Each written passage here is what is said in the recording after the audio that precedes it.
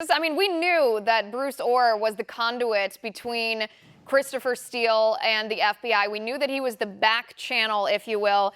This makes it even more crystal clear the role that Bruce Orr played, how his wife Nellie Orr worked for Fusion GPS and made that link, and that Christopher Steele knew exactly what he was doing when he met with Nellie Orr.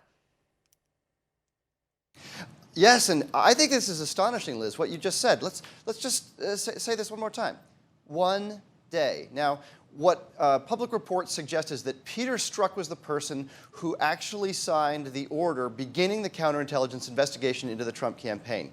According to this timeline, it is theoretically possible, I mean, it appears that Nellie Orr set up this meeting for Bruce Orr, that they got this information from Christopher Steele, who had gotten it from Russian sources, right? There are at least a half dozen references to Russian and Russian intelligence sources in the dossier. So he's getting it from Russian KGB related, or former KGB, I should say, so FSB, et cetera, sources.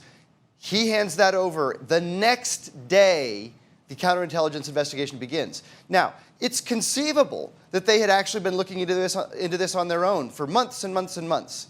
But we need to know, did they really vet this for less than 24 hours before they began the investigation? Because if so, somebody should go to prison. Right, and I think the question is, do you believe in coincidences that large that Nellie Orr meets with Christopher Steele 3 times. This third time was on July 30th of 2016. That third time, she also brought her husband, who was at the time a high-ranking official at the Department of Justice.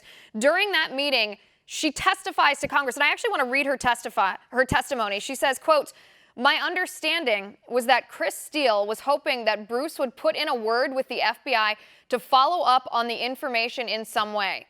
When she uses the word information, she is talking about the Christopher Steele dossier, the unverified, salacious dossier that used allegations from internet trolls, from a CNN website, user-generated website that didn't verify, didn't edit. Anybody could post anything they wanted on that, and combining that with information from Russian operatives. I mean, you can't make this stuff up, and I, for one, do not believe in coincidences that large, that it is unconnected, that meeting, to the FBI investigation of Trump that started the next day.